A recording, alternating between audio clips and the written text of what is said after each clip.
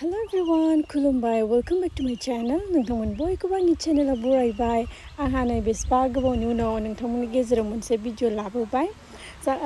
जानांगौ नोंथांमोना आंखौ बावगुलायबायसो खोमा आंबो बिराद बेस्थ' आजिखालि ओमफ्राय भिडिअसखौ लायो थेवबो आं एडिट खालामनो टाइम मोना बेबो नै बाजै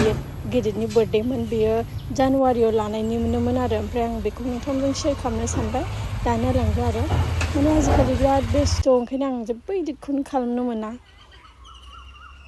ओमफ्राय नै नानिया टिउसन दंमोन टिउसन जोबनानै फैबाय ओमफ्राय ओंख्रियाहाय हांसोमोन आलु एसे होनाय ओमफ्राय साइड डिश दं आरो माबा माबि डिशेसफोरखौनो बावगुलायबायसो आङो ओमफ्राय दा जोङो न'निल'मोन आरो